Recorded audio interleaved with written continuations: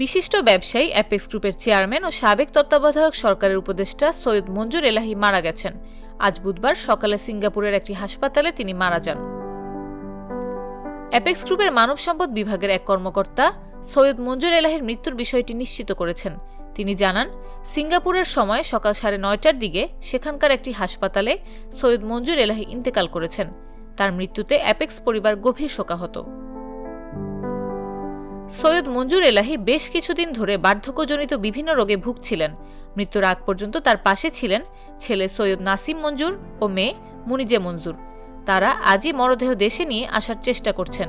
এর আগে 2020 সালের 26 মে সৈয়দ মঞ্জুর এলাহীর স্ত্রী ও সানবিমস স্কুলের প্রতিষ্ঠাতা অধ্যক্ষ নীলুফার মঞ্জুর করোনা ভাইরাসে আক্রান্ত হয়ে মারা যান।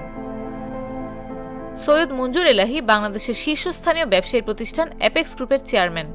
তিনি মিউচুয়াল ট্রাস্ট ব্যাংক এবং গ্রে অ্যাডভার্টাইজিং বাংলাদেশের প্রতিষ্ঠাতা চেয়ারম্যান হিসেবে দায়িত্ব পালন করেছেন। 1972 সালে মঞ্জুর ইন্ডাস্ট্রিজ নামে কোম্পানি করে কমিশনের ভিত্তিতে চামড়া বিক্রির ব্যবসায় নামেন সৈয়দ মঞ্জুর এলাহী। 4 বছর পর 1976 সালে 12,22,000 টাকায় রাষ্ট্র মালিকানাধীন ওরিয়েন্ট ট্যানারি কিনে নিয়ে প্রতিষ্ঠা করেন অ্যাপেক্স ট্যানারি।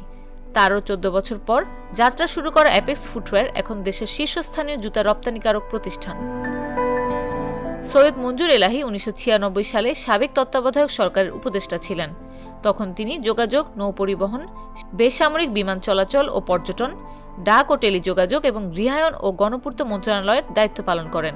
2001 সালেও তিনি সাবেক তত্ত্বাবধায়ক সরকারের উপদেষ্টার দায়িত্ব পালন করেন। তখন তিনি কৃষি, নৌপরিবহন, মৎস্য ও পশু সম্পদ মন্ত্রণালয়ের উপদেষ্টা হিসেবে দায়িত্ব পালন করেন।